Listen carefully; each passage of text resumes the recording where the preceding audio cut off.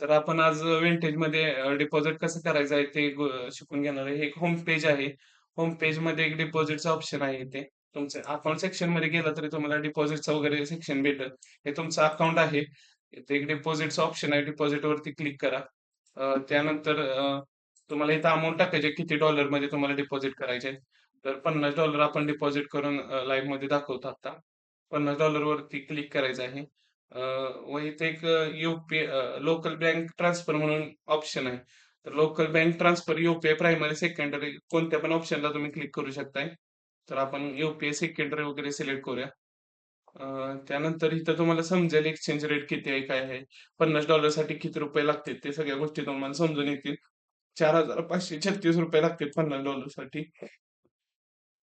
तर I एग्रीवर click करून पे नाववर क्लिक करून घ्या. त्यानंतर हे एक पेज ओपन होईल. इथे एक बँक ट्रान्सफर म्हणून लिहिलेलं आहे. तर त्यावरती क्लिक करून नेक्स्ट बटनवर क्लिक करा.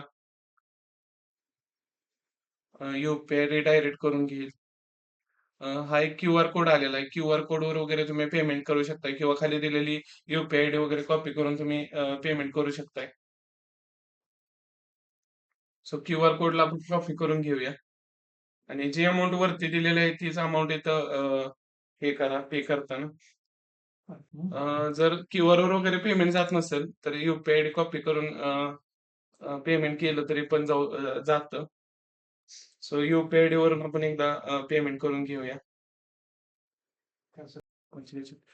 तर आपण पेमेंट केलेलं आहे. जे आपल्याला यू आयडी दिली होती, त्या यू-पी-आय आयडीवर आपण पेमेंट केलेलं आहे. तर एक खाली ऑप्शन येईल आपण पेमेंट केल्यानंतर. एक यू नंबर असेल खाली 12 अंकी यू नंबर असतो. तो आपण इथे टाकूया. थोडक्यात ट्रान्झॅक्शन आयडी म्हणजे यू नंबर असतो. तो आपण इथे टाकूया.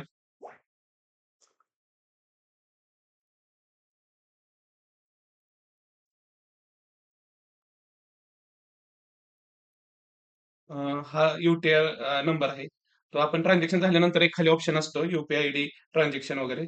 तर तो यू-टी-आर नंबर इथं 12 अंकी टाकून द्यायचा आहे आणि पेमेंट केलेला आहे तोच यू-टी-आर नंबर वगैरे टाकून नंतर इथे एक ऑप्शन आहे खाली सबमिटवरती क्लिक करायचं आहे आणि सबमिट सक्सेसफुल झालेलं आहे. तर एक 5 मिनिटात आपलं पेमेंट वगैरे अकाउंटमध्ये जमा होतंय. तर रिटर्न टू ॲपवर क्लिक करून अकाउंटमध्ये यायचं आहे. तर बघू शकताय $50 जमा झालेले आहेत. एक 10-15 सेकंडमध्येच $50 जमा झालेले आहेत अकाउंटमध्ये. बघू शकताय तुम्ही. तर हे $50 क्रेडिट झालेले आहे. या प्रकारे तुम्ही डिपॉझिट वगैरे करू शकताय. प्रायमरी किंवा यू सेकंडरीवरून तुम्ही असे पेमेंट हे करू शकताय डिपॉझिट. तिथे जर स्क्रीनशॉट अपलोड करायचा ऑप्शन येत असेल, तर स्क्रीनशॉट वगैरे तुम्ही अपलोड करू शकताय. पण स्क्रीनशॉट आणि नंबर वगैरे टाकणे गरजेचं आहे. जर नंबर वगैरे स्क्रीनशॉट टाकला नाही, तर तुमचं पेमेंट वगैरे डिपॉझिट होण्यासाठी थोडं अवघड होऊ शकतंय. जर डिपॉझिट केलं असेल आणि स्क्रीनशॉट वगैरे अपलोड झाला नसेल आणि पेमेंट आले नसेल, तर खाली दिलेल्या WhatsApp नंबरला तुम्ही मेसेज करू शकताय. तुमचे पेमेंट वगैरे अडकले असतील, तर आपण काढून देऊ ते आपण. डायरेक्ट काढू शकतोय. सो ज्यांना पण प्रॉब्लेम आला असेल वगैरे, तर तुम्ही आपल्याला डायरेक्ट मेसेज करू शकताय खाली दिलेल्या नंबरला. तर या प्रकारे डिपॉझिट करायचं आहे Vantageमध्ये.